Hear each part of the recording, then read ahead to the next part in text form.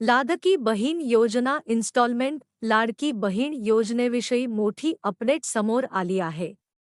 मकर संक्रांत जवळ आल्याने 3,000 रुपयांचा हप्ता जमा होण्याची शक्यता वाटत असताना या आनंदावर संक्रांत आली आहे. हप्त्याला ब्रेक लागण्याची शक्यता आहे. काय आहे ती मोठी अपडेट? लाडकी बहीण योजनेविषयी मोठी अपडेट समोर येत आहे.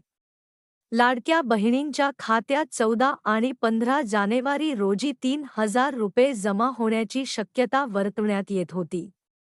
पण महापालिका निवडणुकीसाठी गुरुवारी मतदान असल्याने या हप्त्याला काँग्रेस पक्षाने आक्षेप घेतला आहे. महिला मतदारांना प्रभावित करण्यासाठीच मकर संक्रांतीचं निमित्त करून हा हप्ता वितरित करण्याचा सरकारचा डाव असल्याचा आरोप काँग्रेसने केला आहे. काँग्रेसने याविषयी आक्षेप घेणारे पत्रही राज्य निवडणूक आयोगाला पाठवले आहे. आता या हप्त्याला ब्रेक लागण्याची शक्यता वर्तवली जात आहे. लाडक्या बहिणींना डिसेंबर आणि जानेवारी या दोन्ही महिन्यांचे पैसे एकदाच देण्यात येणार असल्याची माहिती सूत्रांनी दिली होती.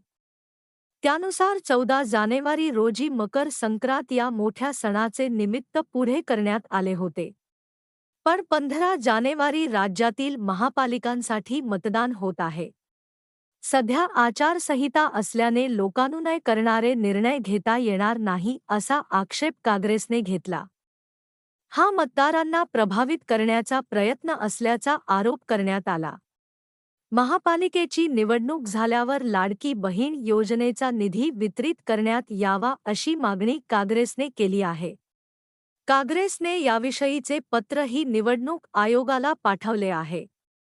काँग्रेस प्रदेशाध्यक्ष हर्षवर्धन सपकाळ यांनी याविषयीचे पत्र पाठवले आहे. असा उपयोगी व्हिडिओ आवडला असेल तर लाईक करा, चॅनलला सबस्क्राईब करा आणि हा व्हिडिओ तुमच्या मित्रांना नक्की शेअर करा.